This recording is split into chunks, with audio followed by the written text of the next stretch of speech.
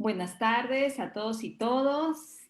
Bienvenidos a Punto y Solución, un espacio que apuesta por la educación. Soy Liliana Muñoz, educadora, y el día de hoy me acompaña la maestra Rebeca Nigovich. Ella es especialista y magíster en formación de formadores de la Universidad de Buenos Aires. Además es asesora pedagógica en diversas escuelas como en Chile, Colombia, Uruguay y Brasil.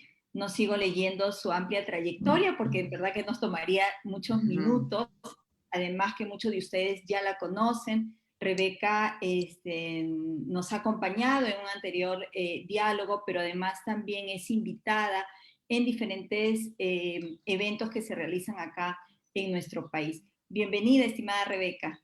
Bueno, muchísimas gracias, buenas tardes a todos los queridos colegas de ese hermoso país que casi ya me siento una ciudadana de allí, de tanto compartir con ustedes, así que siempre es un placer y gracias Liliana por la invitación. A ti por aceptar, ¿no? El día de hoy, colegas, dialogaremos en torno a un tema que previa a la pandemia ya era tratado, analizado, lo hemos abordado en diferentes espacios académicos, educativos, ¿no? Y tiene que ver con este gran desafío que tenemos, que es educar en la diversidad. Es decir, sabemos que no todos los estudiantes aprenden del mismo modo, ni al mismo ritmo, ni con la misma motivación. Los intereses son diversos, igual que las expectativas, tienen sus propios estilos y también sus trayectorias.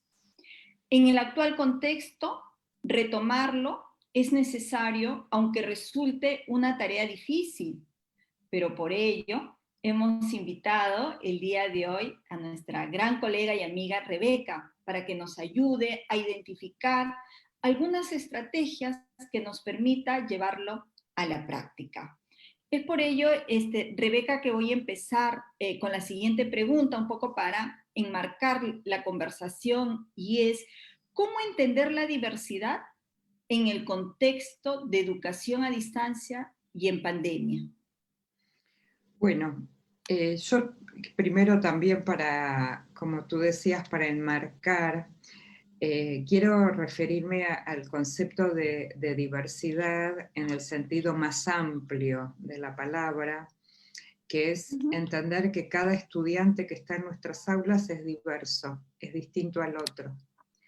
Y a mí me parece importante esta aclaración porque históricamente el concepto de diversidad estuvo asociado solo a niños con necesidades educativas especiales. Okay. Y entonces en la historia, cuando inclusive cuando empezamos con un equipo de gente a trabajar con esa idea hace más de 30, 35 años, buscábamos sobre diversidad y todo lo que nos aparecía era asociado a niños con dificultades. Y la historia también y la investigación nos muestra que eso era identificado como el niño problema. Y entonces todas las estrategias estaban pensadas para ¿qué hago con un niño problema? Con el avance, digo, de la historia, y estoy haciendo, por supuesto, algo muy, muy sintético, empezó a cambiar este concepto de diversidad como problema para entenderlo como una cuestión de desigualdad. O sea, la diversidad empezó a tener que ver con la desigualdad económica, social, y entonces hubo muchas estrategias compensatorias. Por ejemplo, a un niño que tenía problemas a la mañana en matemática, la escuela le ofrecía a la tarde un taller para compensar, ¿no? Y esa compensación, que por supuesto es muchísimo mejor que no ofrecerla, pero eran los mismos niños identificados como con dificultades los que iban a la tarde a esos talleres. Y hoy estamos trabajando con un enfoque de desarrollar el potencial de cada estudiante, es decir, mirar, como tú planteabas, Liliana, al inicio, a cada niño, a cada estudiante, como alguien que es distinto al otro, y que no es alguien que tiene un problema, sino que tiene un modo de aprender, que tiene un ritmo, una historia, una trayectoria, intereses diversos. Y entonces, la pregunta que siempre nos hacemos es, si tenemos toda esta diversidad en un aula, ¿por qué enseñamos de una manera homogénea a todos? Y obviamente también porque evaluamos de manera homogénea a todos.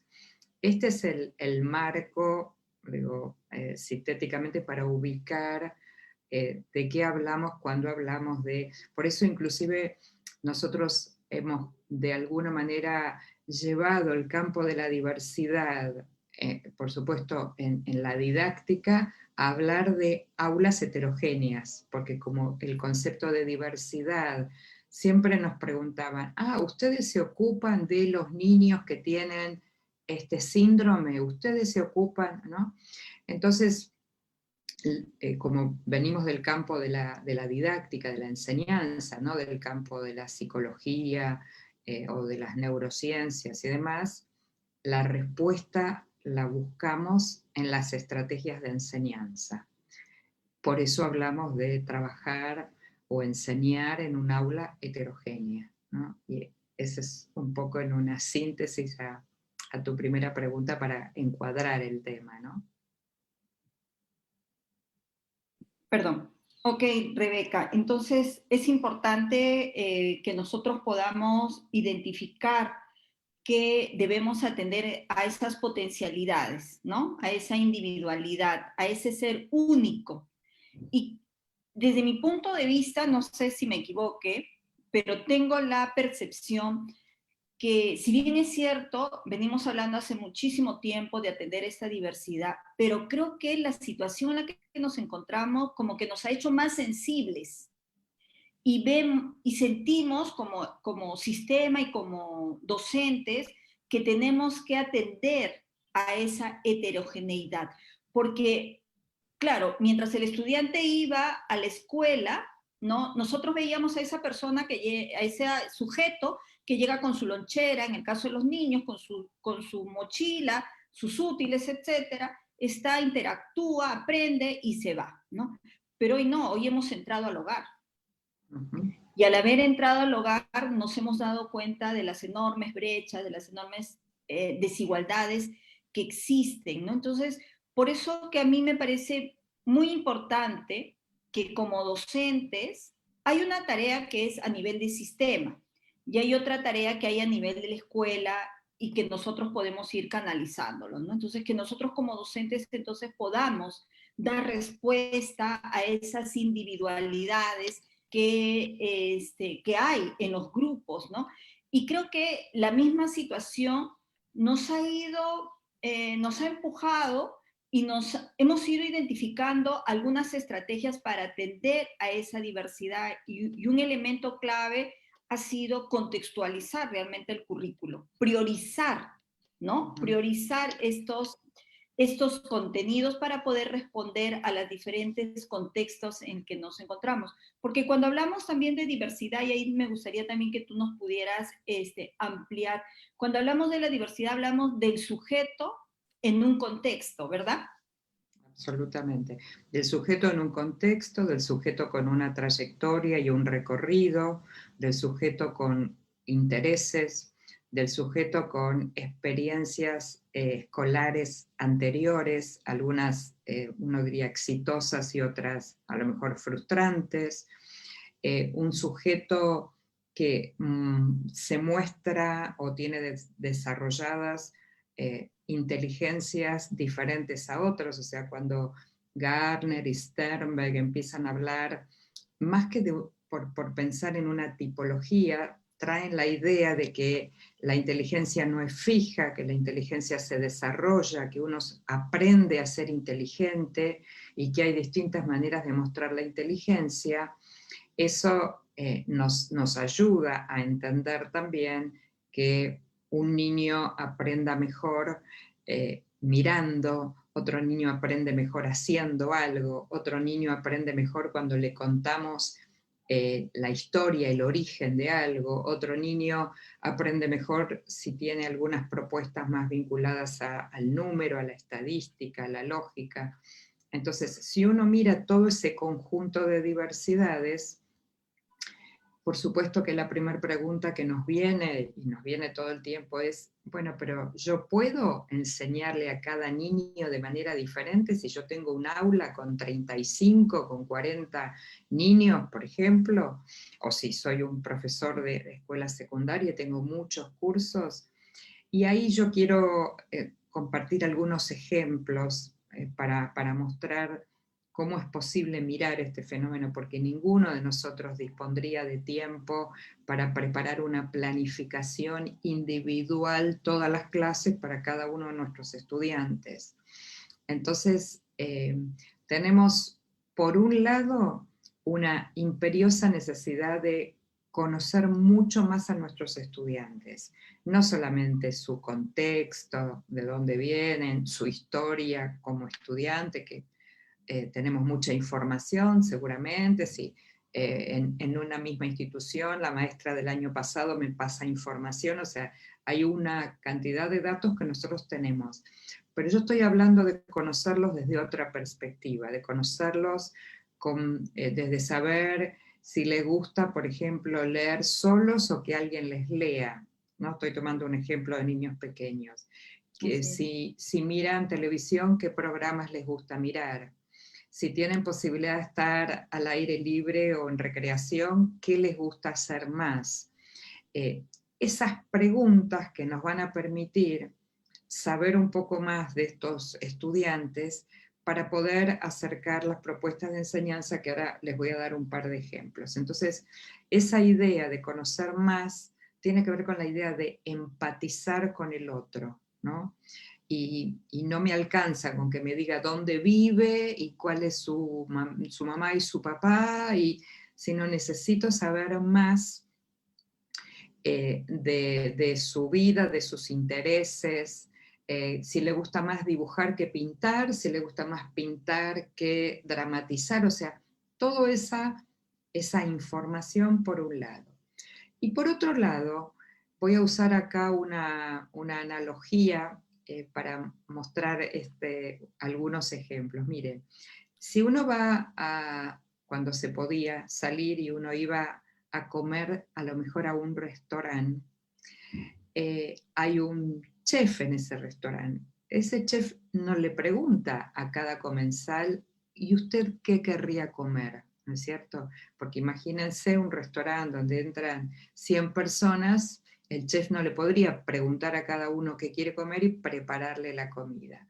Entonces, ¿qué hace el chef? Hace un menú, hace una oferta. Y los que comemos en ese restaurante elegimos dentro de lo que el chef nos ofrece. Eso significa que si en el menú, por ejemplo, no hay carne y yo quiero comer carne, lo más probable es que el chef me diga, mire, aquí estas son las opciones, ¿no es cierto? Aquí usted puede comer pescado, vegetales, pollo, mariscos, pero no carne, ¿no? No es que eh, el chef va a cambiar el menú porque alguien le pidió. Pensemos ahora en los maestros. No se trata de que el maestro le pregunte a cada niño, ¿y tú hoy querrías alfabetizarte? ¿O tú hoy querrías aprender a sumar? No. Lo que se trata es ofrecerle algunas opciones que el niño elija dentro de estas opciones, y entonces también esa es una manera de ir conociéndolos. Entonces voy a dar el ejemplo concreto. Supónganse que yo llevo un cuento y quiero que todos los niños lean ese cuento, ¿está bien? Y ese cuento podría formar parte de lo obligatorio, ese currículum que nosotros queremos que todos los niños alcancen, esas capacidades, esas competencias, esos saberes. Pero no a todos los niños les gusta hacer lo mismo, no a todos los niños les gusta a lo mejor leer ese cuento. Entonces yo les puedo ofrecer 3 propuestas para hacer con ese cuento. Les digo, miren, el que quiere puede incorporar un personaje nuevo a este cuento, agregarle un personaje que no existe en el cuento. El que quiere puede cambiar el final del cuento. El que quiere puede hacer una historieta, un cómic con el cuento.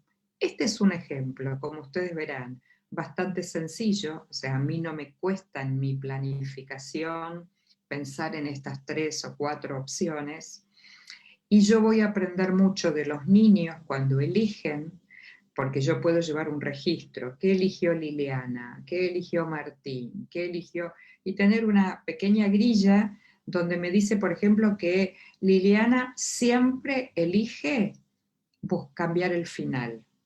Pero yo no quiero que toda la vida Liliana solo cambie finales del cuento. Entonces yo ya tengo información de Liliana para ver la próxima actividad, si le puedo ofrecer que además de buscarle un final distinto al cuento, logro que dibuje un personaje nuevo. Segundo ejemplo, casi al revés de esto, y allí voy a cerrar la respuesta para seguir conversando. Quiero que todos los niños lean cuentos de terror, ¿no? El género de terror. Pero por supuesto, a lo mejor a no todos los niños les gusta el mismo cuento de terror. Entonces yo llevo 3 cuentos del mismo género, 3 cuentos de terror diferentes, y les digo, elijan cuál quieren leer.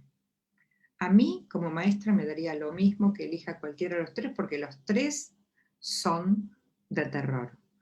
Pero cuando les ofrezco elegir, estoy permitiendo que empiece a aparecer esa individualidad, que empiece a aparecer algo que, como tú bien decías, Liliana, no lo vemos en las escuelas, pero lo vemos afuera de las escuelas, que es que los niños de hoy, sobre todo a partir del trabajo, digamos, del acceso a las tecnologías y a distintos dispositivos, eligen muchas cosas por fuera de la escuela. Eligen, por ejemplo, los adolescentes a qué juegos juegan en red, con quién juegan, en qué horario juegan, con qué aplicación les gusta más, si se bajan un tutorial de aquí o de allá, si para escuchar música prefieren Spotify o prefieren otro, o sea, eligen muchísimo por fuera de la escuela. Y en la escuela nosotros le decimos, esta es tu única opción. Entonces, ahí yo creo que tenemos nosotros un potencial enorme, porque nosotros, como pensémonos como adultos, no nos vinculamos mejor con las situaciones cuando nos dicen, miren, esta es la única alternativa que usted tiene, ¿lo toma o lo deja? O si nos dicen, miren, aquí tiene opciones, frente a un problema de la vida cotidiana, frente a cualquier situación. Bueno, con el aprendizaje pasa esto. Uno se vincula mejor con el aprendizaje cuando tiene opciones. Y opciones no significa hago lo que quiero. Opciones significa dentro del menú que el chef me ofrece, ¿qué voy a comer? Y ahí tengo, digo, 2 ejemplos con los cuentos, y como estos miles de ejemplos que nos acercan a este trabajo por la diversidad. ¿Y qué le agrego? ¿Qué otro condimento, hablando de comida, le agrego? Es que yo quiero que el estudiante desarrolle una habilidad metacognitiva de aprender a aprender, y entonces después que eligió, hay muchos ejercicios muy interesantes, como por ejemplo, que el niño haga visible por qué eligió de los 3 cuentos ese y no el otro, ¿no? Que haga un ejercicio.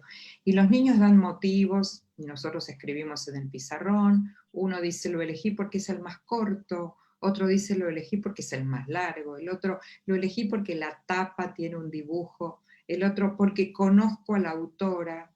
Y entonces uno va ayudando a los niños a hacer visible que a elegir se aprende, que cuando uno elige gana y pierde, como en la vida, siempre que elegimos algo, dejamos de elegir otra cosa, que todo junto no se puede tener. Entonces vamos también enseñándoles a ellos y también ayudándolos a que cambien el criterio. Por ejemplo, si tú elegiste todo este mes libros por la longitud, te voy a invitar el mes que viene a que cambies el criterio. Pruebes con otro criterio de este listado que hemos hecho entre todos, sumando lo que cada niño dijo acerca de por qué elegía este cuento y no otro. Entonces ese es un aprendizaje que es de la competencia transversal que ustedes tienen en su diseño curricular, que es gestionar autónomamente sus aprendizajes, correcto. Y este es un ejemplo de contribución, no solo a la diversidad, sino a cómo gestionar autónomamente mis aprendizajes. La próxima vez yo ya sé que cuando voy a elegir, después voy a pensar por qué lo elegí, y después voy a decir tal vez que me arrepentí de haber elegido eso, y entonces voy a probar otra cosa. Bueno, si estas prácticas se hacen de manera sistemática, sostenidas en el tiempo, es decir, si yo hago todo esto 3 veces en el año, no gané nada, no aprendí nada. Estas son prácticas sistemáticas. Así venimos trabajando con la diversidad hace muchos años, con el nivel inicial, la primaria, secundaria y la universidad, porque también en la universidad es necesario ofrecer opciones. Bueno, perdón por lo extenso, pero... No, me ha parecido muy pertinente tus reflexiones y además los ejemplos, ¿no? Hay una pregunta que siempre nos hacemos los maestros, sea para la básica o para la educación superior, y es eso que tú señalabas, ¿no? O sea, ¿cómo hago para que realmente el estudiante se vincule con el aprendizaje? Y tú nos has dado la respuesta. Y con bueno, lo que tenemos que hacer es preparar ese menú, ¿no es cierto? Y preparas el menú en función a tus propósitos de la enseñanza, porque a veces confundimos, ¿no? Y decimos, no, como ya ellos tienen que decidir todo lo que tienen que hacer solos, no, pero quien pone el propósito, porque hay un currículo, hay un perfil, ¿no? La forma como se desarrollen esas competencias es lo que va a cambiar de acuerdo al sujeto, de acuerdo a su contexto, pero nosotros tenemos que preparar ese menú para poderlo ofertar en función, como decía, este propósito, considerando también los recursos con los que contamos. Creo que los ejemplos que nos planteas, Rebeca, son bastante reales, pero además también prácticos, ¿no? Y este énfasis que tú también haces a esta posibilidad que pueda tener el estudiante de elegir, ¿no? Dentro de este menú, dentro de estas alternativas, bueno, que puede elegir, pero que elija también pensando por qué lo elige, para qué lo elige, en función de qué está esa elección. Todo ese trabajo de reflexión, de poder identificar, se tiene que hacer y lo tenemos que ver como parte del proceso de aprendizaje, de enseñanza y aprendizaje, ¿no? Creo que esto que tú también señalabas, que esta es una oportunidad, atender a esta diversidad a través de estos ejemplos que nos das, también fomenta esto que hoy también vamos identificando y mirando la importancia que tiene, que es fomentar la autonomía, ¿no? Creo que es un elemento clave, la metacognición, la evaluación formativa, ¿no? Que tú haces mucho énfasis en estos elementos. Ya nos están llegando algunas preguntas, ¿no? Para poder responder también a estas expectativas, intereses que tienen los maestros. Y acá nos lanzan la siguiente pregunta, Rebeca. ¿Los docentes manejan los conceptos de diversidad y diversificación? ¿Podrían hacer la precisión de ambos conceptos? Sí, en realidad depende de la literatura que uno lea, digamos, pero en general, digamos, cuando hablan de diversificación, hablan de las propuestas de enseñanza, o sea, diversificar las propuestas de enseñanza, diversificar los recorridos, diversificar los criterios de agrupamiento. Y cuando se habla de diversidad, se habla de la diversidad de estudiantes. Eso es lo más genérico que aparece. Hay otras, digamos, otras acepciones, pero básicamente en una ponemos la identificación de los estudiantes diversos y en otra de las propuestas que nosotros hacemos diversificadas, ¿no? ese sería, digamos, en 2 segundos una primera aclaración. Ok. Una siguiente pregunta es, ¿cómo se valora logros de aprendizaje desde la diversidad?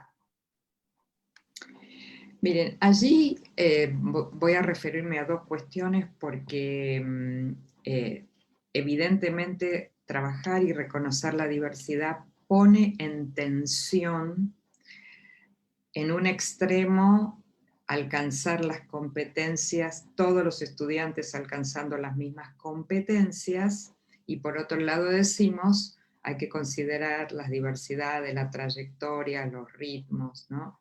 Y eso genera muchas veces situaciones de tensión, sobre todo cuando hay un diseño curricular altamente estructurado, ¿no? Y entonces eso, por supuesto, digo, hay otros países de Latinoamérica que tienen diseños curriculares menos estructurados, y entonces esa tensión entre un extremo y el otro es menor, pero cuando tenemos currículums bien estructurados, digamos, con graduación y demás, por un lado, ahí se genera una tensión, pero al mismo tiempo estos diseños son ciclados, entonces uno podría, en principio, trabajar con la idea de ciclo, es decir, no es que el estudiante tiene que lograr alcanzar esto en un año o en 6 meses, sino tiene un ciclo donde la idea de la evaluación formativa acompañando para que ese estudiante vaya avanzando y no quedarnos solo en el momento de evaluación final o sumativa, debería ser que ese estudiante que tiene, digamos, que no está alcanzando el desarrollo de esas capacidades para alcanzar esa competencia, no llegue y uno le diga, ah, no, usted no alcanzó, usted no llegó, sino que la evaluación formativa acompañe a través de la retroalimentación todo este recorrido, porque justamente el ciclo lo permite. Los ciclos en general suelen ser de 2 o 3 años, depende en qué país y qué diseño curricular, y eso debería permitirle a un estudiante poder tomar otro tiempo, digo, no tomar todos al mismo tiempo.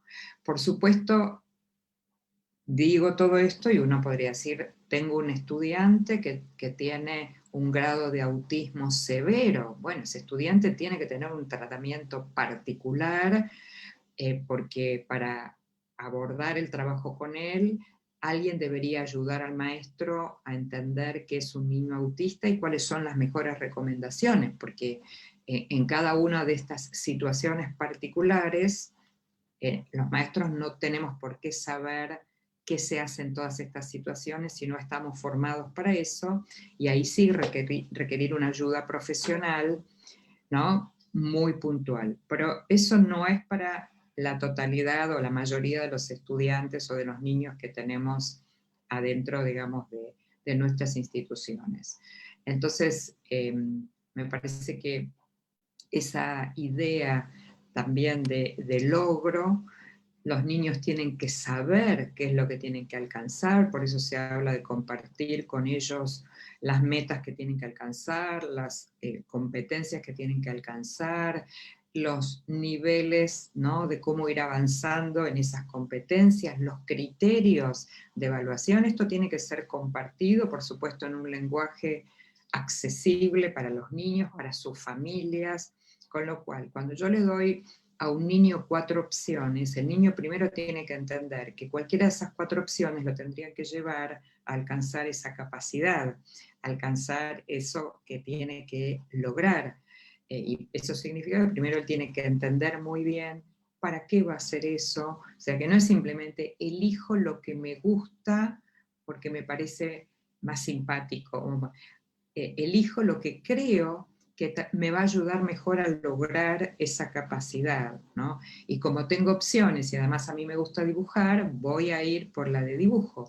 Pero a lo mejor después en el ejercicio metacognitivo, digo, yo pensé que por acá era lo más fácil. Y les cuento un ejemplo. Los profesores en el bachillerato, por ejemplo, a veces ofrecen como una de las opciones que sobre todo, voy a dar un ejemplo de una escuela con niñas, ¿no? Un bachillerato con niñas, donde les habían ofrecido a las niñas que podían hacer una coreografía para mostrar lo que habían aprendido sobre la mitosis. Y entonces las niñas que les encanta bailar eligieron la coreografía. Ahora, es terriblemente trabajoso mostrar en una coreografía el concepto de mitosis. Seguramente hubiera sido más fácil escribir un póster informando, divulgando qué es la mitosis. Entonces esos también son aprendizajes muy valiosos en términos metacognitivos, ¿no? Así que bueno, por ahí vamos con la diversidad. Sí, nos siguen llegando algunas preguntas y comentarios, por eso disculpa que a veces estoy Tranquila, mirando el celular, tranquila. pero no quiero dejar de pasar a estos comentarios. Gracias por sus grandes aportes, sobre todo en el contexto tan adverso, pero a la vez de oportunidad porque estamos en un escenario educativo centrado en la retroalimentación, ¿no? Y los estudiantes ahora actúan como mediadores para los aprendizajes en la educación a distancia. Nos acompañan público de Uruguay, Puno, Palpa, Tambo Grande, de México, Cajamarca, de tu tierra, Argentina, ¿no? Entonces estamos muy agradecidos que una temática como esta despierte el interés, ¿no? La idea de punto y solución es contribuir, ¿no? Con la educación y que este sea un espacio de diálogo y de aprendizaje, ¿no? Por eso estamos muy agradecidos. Una siguiente pregunta es, considerando la diversidad de los estudiantes, ¿qué evidencias de aprendizaje solicitar?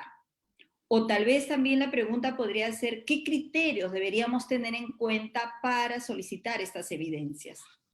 Bueno, primero, diversidad de evidencias.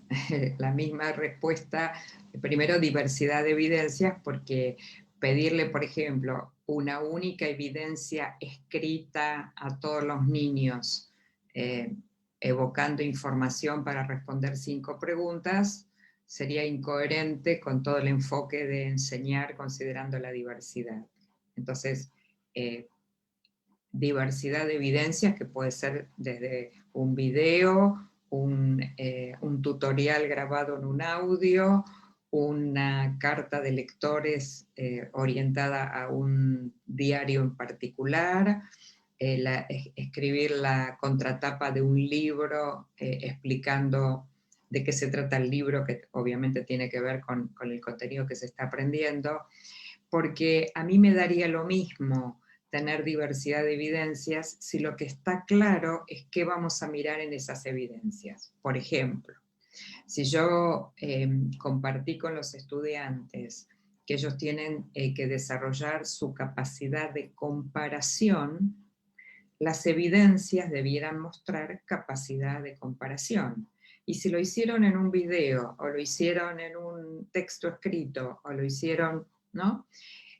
Si yo esa capacidad de comparación no solamente expliqué que ese es un criterio, sino trabajo, por ejemplo, con una rúbrica donde hay descriptores de distintos niveles de lo que significa la capacidad de comparar, podría admitir muchas evidencias diferentes de aprendizaje.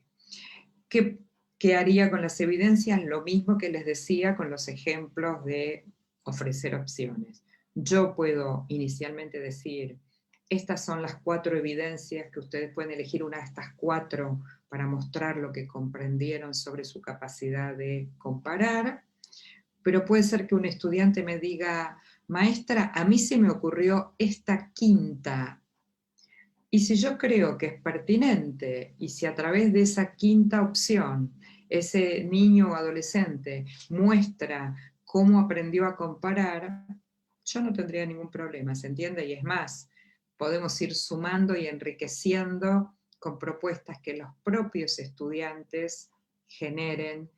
En evaluación hoy decimos que nuestro horizonte es aquel que en algún momento llegue que un estudiante nos diga, maestra, esta es la evidencia que yo elijo para mostrarle que comprendí o que alcancé esta competencia. Ese sería, porque ese sería un estudiante autónomo, ¿no? Por ahora, nosotros les decimos, invitamos a que entreguen esta evidencia, esta o esta.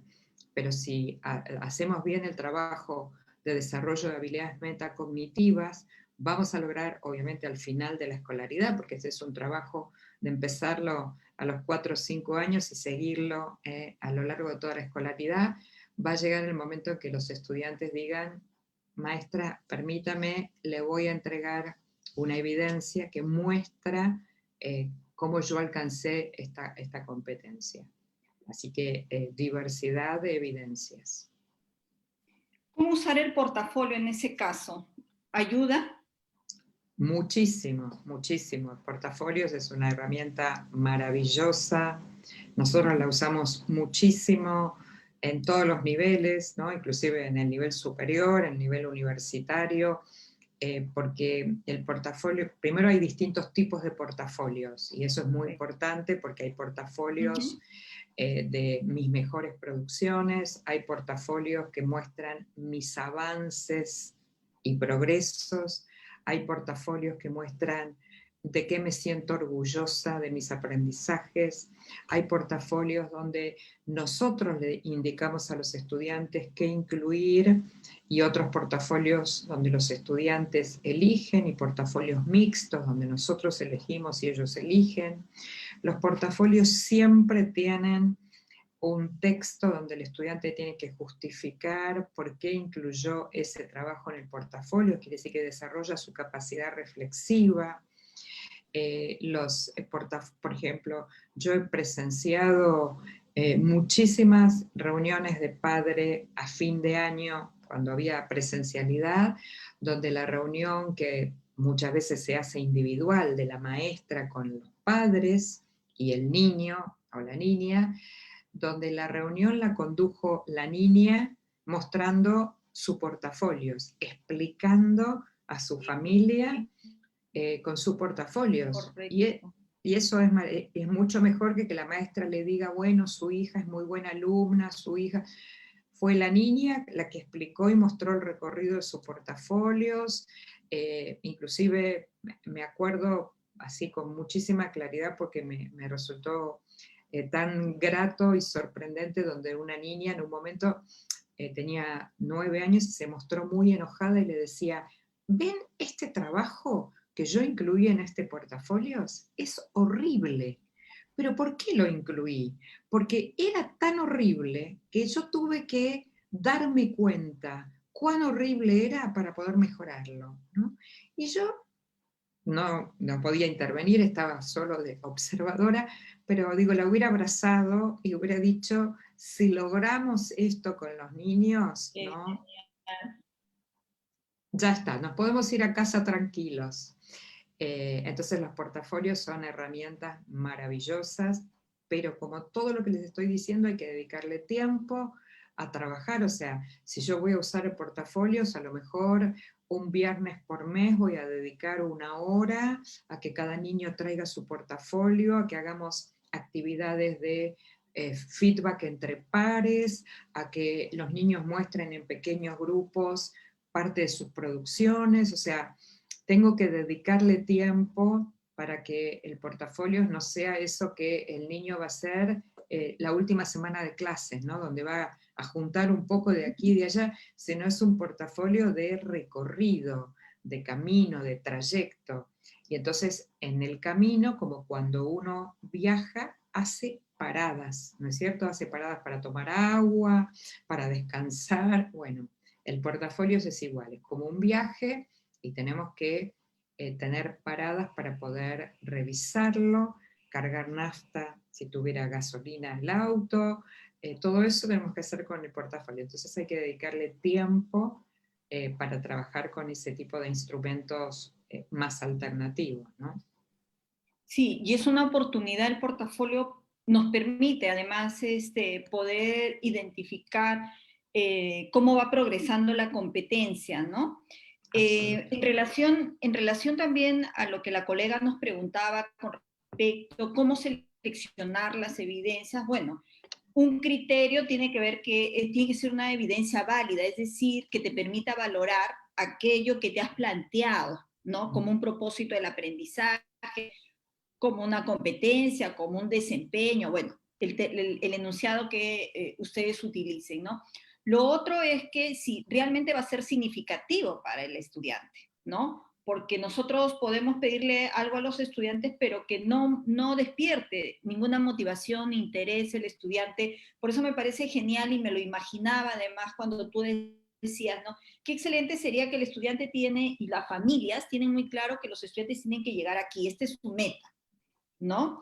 Y que diferentes actividades que realizan, tanto desde el punto de vista pedagógico como desde el punto de vista desde el entorno familiar, están sumando a esa competencia y yo podría traer eso como mi evidencia, ¿no? Porque es una evidencia que es significativa para mí como estudiante, ¿no? Y creo, y yo recuerdo mucho también en una unidad, yo soy maestra inicial y entonces, pero hablo de hace bastante tiempo, ¿no? Le decía a un niño que escogiera de todos los dibujos que había hecho, cuál es el que más le gustaba a él, ¿no? Y él eligió, yo lo tengo clarísimo, es como un recuerdo muy bonito porque él eligió un dibujo donde estaba con su familia, ¿no? Y yo le decía, ¿y por qué lo has elegido? Ah, porque los domingos me voy al parque con mi papá, mi mamá y mi hermano, ¿no? Entonces, eso era significativo. Yo de repente como maestra hubiera querido pues que elija, no sé, alguna tarea, algo que desde mi punto de vista es significativo para su aprendizaje, pero no, tenía un valor, también además tenía un valor sentimental para él, ¿no? Y lo otro es también si es realizable o no, colegas. A veces le pedimos cosas a los estudiantes que no las van a realizar y eso lo único que va a generar es una frustración. Entonces, tres criterios que me parecen interesantes, ¿no? La validez, la significancia y la funcionalidad que podría tener la evidencia para poderlo solicitar, ¿no? Y además de lo que venimos hablando. Una siguiente pregunta es, ¿no? ¿Sería recomendable utilizar estrategias basadas en proyectos? Porque dejamos la libertad para presentar evidencias que responden al desarrollo de las competencias. Absolutamente, y lo juntaría también con la pregunta anterior, porque para encontrar evidencias significativas, válidas, interesantes, yo tengo que hacer propuestas desafiantes en la enseñanza. Y trabajar por proyectos es para mí una de las mejores estrategias que podemos hacer, siempre y cuando entendamos que porque hay distintas maneras de enfocar el trabajo por proyectos. Y venimos de una historia donde el proyecto, cuando el maestro lo planifica, lo diseña de la A hasta la Z, ¿no? Y entonces la pregunta es, ¿dónde hay lugar si yo tengo definido? Y muchas veces la respuesta que nos dan, bueno, es que mi directora me pide que le entregue el proyecto completo, con el cronograma, con las fuentes, con los productos finales. Ese enfoque de proyectos no ayuda ni con la diversidad, ni con la significatividad, ni con la validez, ni nada de eso. Son proyectos que tienen que ser lo que se llaman proyectos abiertos, donde claramente el propósito está bien definido por el maestro, porque el maestro tiene que lograr que sus estudiantes lleguen a determinadas capacidades, competencias, saberes. Es un proyecto que tiene que lograr conectar a los estudiantes con sus intereses, entonces es un proyecto que tiene que ofrecer caminos, rutas alternativas para que el estudiante elija por dónde quiere circular, y entonces allí aparecen la diversidad de evidencias y los distintos modos de retroalimentar y de llegar a adquirir y a mostrar esas capacidades o competencias. Los proyectos con estas características son maravillosos para poder trabajar y tienen una ventaja más que a mí me parece muy importante, que también este proyecto abierto, tiene que ser desafiante e interesante para el maestro. si yo voy a trabajar con un proyecto que ya sé la conclusión y ya sé el resultado final, ¿no? Y no voy a aprender nada nuevo, también es aburrido para mí, no es nada desafiante. Entonces, ¿qué mejor que tener un proyecto abierto donde yo misma como maestra diga, wow, seguramente voy a aprender cosas nuevas aquí, seguramente mis estudiantes me van a mostrar caminos por los cuales ellos transitaron sobre este tema del proyecto que yo no conocía, ¿no? Y entonces también yo me voy a entusiasmar. Si repito el mismo proyecto todos los años, que ya lo planifiqué, lo tengo armadito, cuadradito, precioso, no es ni interesante, ni desafiante, ni para los estudiantes, ni tampoco para mí como maestra, ¿no? Así que sí, proyectos abiertos, maravilloso. Sí, es bien importante lo que tú señalas con respecto a este concepto que introduce sobre proyectos abiertos, ¿no? Porque muchas veces cuando los profesores son monitoreados, en realidad quieren mirar si el profesor está en el día lunes de 8 a 10 de la mañana, ¿no? Entonces hay esa, todavía está muy arraigado la práctica tecnicista, ¿no? Donde Absolutamente. tienes todo planificado y no tienes que moverte de ello, ¿no? Y eso es lo que tenemos que ir rompiendo si realmente queremos educar en esta diversidad y promover realmente aprendizajes en nuestros estudiantes. Tenemos aquí una pregunta también relacionada a si es importante promover comunidades de aprendizaje. Estas comunidades de aprendizaje a la atención a la diversidad. La, todo lo que yo pueda hacer para conformar comunidades de aprendizaje, tanto para los estudiantes como para los maestros o para los equipos de las escuelas, siempre es sumamente valioso, porque estos desafíos que nosotros tenemos hoy en particular, digo hoy porque siempre los maestros tenemos desafíos, pero este momento, este tiempo es muy complejo y sin antecedentes, ¿no? Dice, yo no voy a buscar en el libro que escribió alguien cómo hizo para resolver con la pandemia. Entonces necesitamos muchísimo más apoyarnos unos junto con otros, necesitamos compartir, si yo utilicé un recurso y me fue bien con ese recurso, quiero compartirlo con otros, quiero que otros lo conozcan, quiero que pensemos juntos, porque es más fácil pensar juntos que pensar sola. Cuando yo digo pensar un proyecto abierto, es mucho más fácil cuando lo pienso con otros, que si yo solita sentada en mi casa tengo que usar toda mi imaginación para diseñar ese proyecto. Entonces, todo lo que se pueda construir en comunidad, compartir, y un poco, ustedes vieron que el año pasado pasó informalmente mucho de esto, ¿no?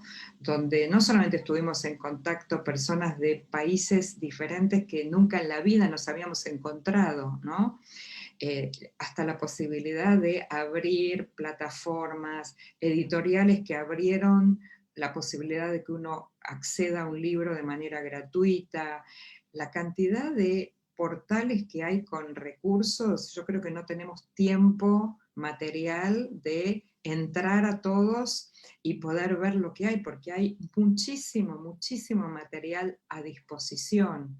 Y eso tiene que ver con la generosidad, con el querer compartir con otros. Me parece que todo eso en muchos casos fue espontáneo. Yo creo que es una oportunidad que de toda esa espontaneidad podamos constituir estas comunidades que se sigan sosteniendo aunque la pandemia desaparezca, ¿no? Que sigan funcionando como un modo de trabajar, como un modo de seguir aprendiendo y formándonos nosotros los maestros, ¿no? Así que maravilloso que podamos construir comunidades de aprendizaje. Correcto.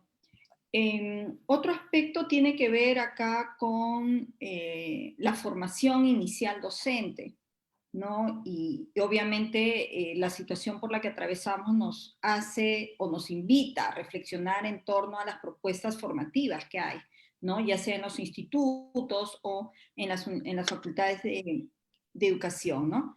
¿qué estrategias implementar para la formación inicial docente? ¿No? Para que realmente, porque cuando uno habla de estas cosas, uno recuerda su formación del pregrado, ¿no? Rebeca, y uno dice, oye, eso sí, pues en programación lo aprendimos, pero han pasado algunos años, bueno, han pasado algunos años y seguimos hablando de lo mismo porque no se ha logrado llevar a la práctica, no se logra concretar, ¿no? Entonces, ¿qué podría estar pasando y cómo formar entonces a los futuros maestros para que puedan poder aplicar este enfoque? Sí, comparto absolutamente porque nosotros tenemos, por supuesto, no podemos generalizar, pero un problema que venimos arrastrando en la formación docente es, voy a dar un ejemplo, les damos clase a nuestros estudiantes de la importancia del trabajo colaborativo, les damos textos para leer sobre el trabajo colaborativo, pero después les decimos que su trabajo final de la materia es individual, ¿no?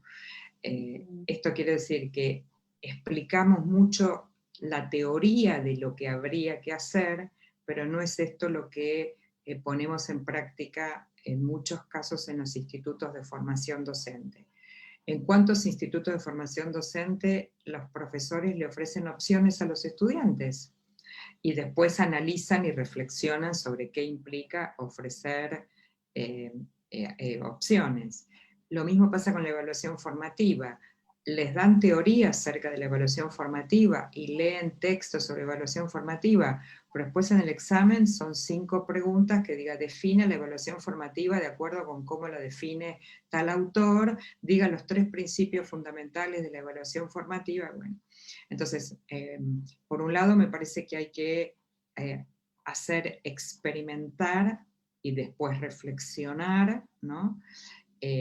Como dice Perkins, a patinar se aprende patinando, a nadar se aprende nadando. Yo, por supuesto, puedo leer un libro sobre cómo se patina, pero si no voy al campo y practico el patinaje, puedo ser una excelente experta teórica en patinar y no voy a lograr mis habilidades de patinar. Entonces, me parece que, por un lado, esta línea de experimentar y reflexionar sobre esto que estamos, no es hagan una práctica de diversidad y ya está. La hacemos y después revisamos y después decimos qué dicen los autores y qué dicen las investigaciones sobre eso. O sea, eso es una formación teórica, pero con una fuerte impronta en la práctica. Lo mismo cuando los futuros maestros van a hacer sus prácticas, ¿no? Muchas veces les hacen hacer las prácticas más tradicionales por como un prurito de mejor que haga algo conocido, ¿no? Porque va a ir más tranquila y más segura. Y la verdad es que ese docente en formación debería poder ir, practicar qué significa dar a elegir a los niños y encontrarse con la situación de que cuando les dio a elegir, la clase fue un caos, porque los niños todos gritaban y todo. Y bueno, ¿y qué hizo frente a esa situación de caos? ¿Cómo después recuperamos esto? Bueno, me parece que por ahí tenemos algunas pistas, por supuesto, de lo que podríamos hacer.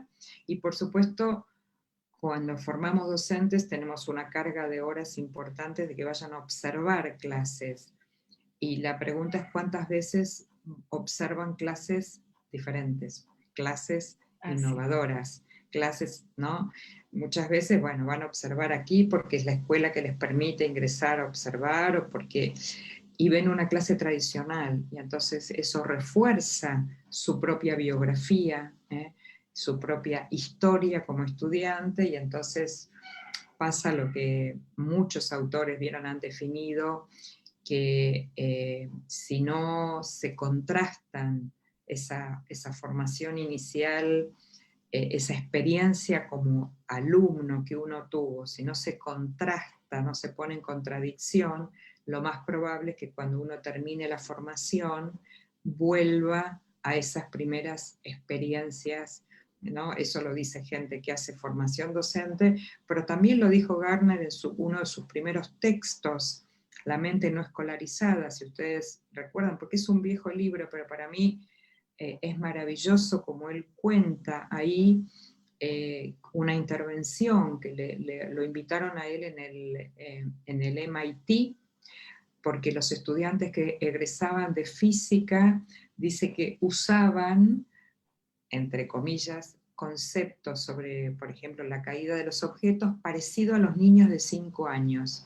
Ustedes imagínense egresados del MIT que usan para explicar el concepto de la ley de gravedad y la fuerza, conceptos que usan los niños de 5 años, ¿no? Y ese fue un desafío que le propusieron a Gardner, y él encontró ahí esta idea de que los estudiantes entran con una idea de lo que es la caída de los objetos, la ley de gravedad, que cuando tienen 4 o 5 años piensan que hay un enano que empuja, o que hay un imán en la tierra que atrae los objetos, ¿no?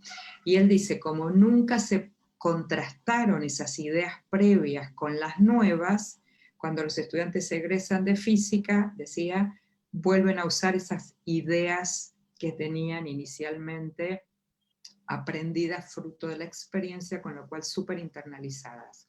Entonces me parece que ahí también tenemos otra pista para revisar los modelos nuestros, nuestras biografías escolares, y contrastarla contra los nuevos modelos, y conversar sobre eso, y por supuesto bucear bibliografía y demás. Bueno, es largo la respuesta, Sí, pero ahí hay, tenemos 3 pistas. sí, y me traes a la memoria con el comentario, Rebeca. Yo enseño el curso de planificación curricular a estudiantes de educación inicial, ¿no?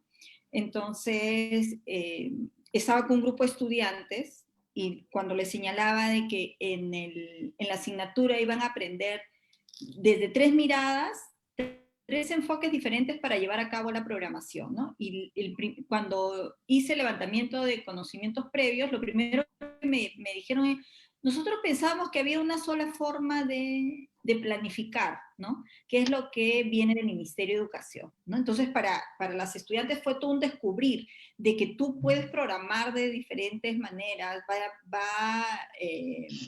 de acuerdo al enfoque en el que tú estás centrando ese proceso, ¿no? Entonces, fue bastante interesante tener. Voy a usar unos 7 minutitos más, si fueras tan amable. Hay una última pregunta, por favor, para que no se vayan las maestras, los maestros. Eh, la última pregunta es, si podrías ampliar algunos ejemplos de producción y o actuaciones de aprendizaje. Si yo, digamos, depende con qué enfoque de enseñanza voy a trabajar. Si yo voy a trabajar por proyectos, entonces tengo en realidad, primero, una definición tiene que ver con cuál va a ser el producto final de ese proyecto. Es decir, supónganse que vamos a trabajar sobre el tema del cambio climático. Bueno, lo primero que tengo que definir es la producción final, es decir, va a ser un proyecto de intervención, los estudiantes van a ir al campo a hacer algo sobre el tema de cambio climático, va a ser un proyecto de investigación para saber más sobre el cambio climático, va a ser un proyecto donde va a haber propuestas concretas que podamos llevar adelante en la escuela, en las casas. Digo, bueno, pensar todo esto, por supuesto, ligado a los objetivos, a las metas que hay que alcanzar, y entonces lo primero que voy a hacer es definir tipos de producciones que los estudiantes puedan mostrar lo que han comprendido sobre el cambio climático. Pero eso es el final. Puedo tener producciones intermedias que pueden, por supuesto, formar parte de esa producción final, o ser como estaciones, ¿no? Como si uno tuviera una estación en una ruta y dice, bueno, en esta estación van a suceder estas cosas, y entonces las producciones de esa estación van a ser, por ejemplo, formular hipótesis de trabajo sobre el tema de contaminación ambiental o de cambio climático. Entonces, en esa estación inicial se pretende la formulación de hipótesis. puede ser que todos tengan que formular hipótesis, pero no va a haber dos hipótesis iguales, con lo cual ahí estoy trabajando con la diversidad, porque no estoy aspirando a que todos digan exactamente la misma hipótesis.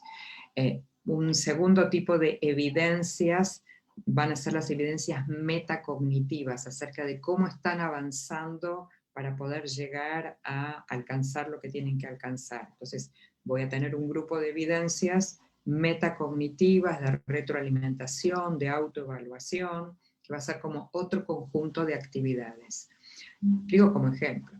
Y después, por supuesto, puedo tener, más acercándome al final, puedo tener algunas producciones individuales, o sea, no todo, aunque lo haga grupalmente, siempre puedo tener una evidencia individual. Puedo tener algunas evidencias cruzando grupos, o sea, yo estoy en el grupo 1, pero voy a tratar de tener una evidencia cruzándome con Liliana, que está en el grupo 2, y con Martín, que está en el grupo 3. Es decir, todo el tiempo cruzo las evidencias con la diversidad, y trabajo como si estuviera mirando varios ejes al mismo tiempo. No sé si eso alcanza como ejemplo, Liliana, porque Sí, tengo la cabeza llena de ejemplos, pero no quiero tampoco... claro que sí. Gracias, Rebeca. Entonces, Ah, creo que lo que los maestros tendríamos que ir mirando, a partir de lo que tú también nos has señalado y las exploraciones que ellos mismos podrían hacer, es que podemos llevar a cabo estas adecuaciones para atender a la diversidad, tanto a nivel de los propósitos, a nivel de las actividades, a nivel de la metodología y del propio sistema de evaluación también. ¿No? Entonces, hay en varias áreas que nosotros podemos ir adecuando para atender esta diversidad. Si de repente hacen una mirada a lo que ustedes están haciendo, ¿no? En el trabajo con los estudiantes, van a poder identificar alguno de estos elementos. Y ustedes dirán, bueno, no he sido muy consciente, pero sí, estoy atendiendo a la diversidad. Lo que tengo que hacer ahora es fortalecerme, mirar de qué otra manera lo podría hacer o cómo podría mejorar y empezar a trabajarlo de manera sostenida, como muy bien nos refiere nuestra gran amiga y colega Rebeca. Rebeca, ha sido un gusto dialogar contigo. Sé que estás en mil tareas, pero yo te agradezco infinitamente no. que te hayas dado este espacio para poder conversar y poder compartir con los colegas, no solamente de Perú, sino que se han unido colegas de otras regiones de América Latina y el Caribe. Estamos muy agradecidos. Entonces, tus palabras finales, Rebeca. Bueno, me gustaría tomar, Liliana, de lo último que dijiste, porque a veces con un pequeño ejercicio puede ayudar, ¿no? Nosotros muchas veces hacemos este ejercicio, le pedimos a una maestra que mire la planificación que ya hizo de un proyecto y que trate de mejorarle cualquier parte del proyecto mirando la diversidad, el recurso, el producto final, las fuentes de información, los criterios de agrupamiento, uno del proyecto que ya diseñó. Y maravillosamente empiezan a suceder como si fuera mágico, empiezan a aparecer esas autopistas dentro del proyecto maravillosas. Así que digo, con algo muy sencillo, porque me parece que también hay que pensar en, como tú decías antes, en cosas posibles de ser realizables. No me encantaría volar a la luna, pero bueno, no puedo volar a la luna, ¿no? Entonces, ahí tienen una pista de un ejercicio sencillo que es con lo que yo hago, lo terminé de diseñar, ahora tengo que ponerle un aspecto de diversidad, uno, y la próxima vez serán dos, y así vamos a ir avanzando. Gracias por invitarme, gracias por dejarme estar allí con amigos queridos de Latinoamérica, y un abrazo enorme, Liliana, para ti y para todos tus seguidores. Muchas gracias, Rebeca. No. Hoy hemos hecho una excepción para que nos pueda acompañar Rebeca, pero los esperamos todos los días miércoles a las 7 de la noche. Les envío un fuerte abrazo y saludos para cada uno de ustedes. Hay que cuidarnos y promover también que otros se cuiden. Todavía estamos en un Así es. momento bastante delicado, ¿no? Un fuerte Así abrazo es, para así todos y todas. Igual, Gracias. igualmente. Adiós, Liliana. Adiós.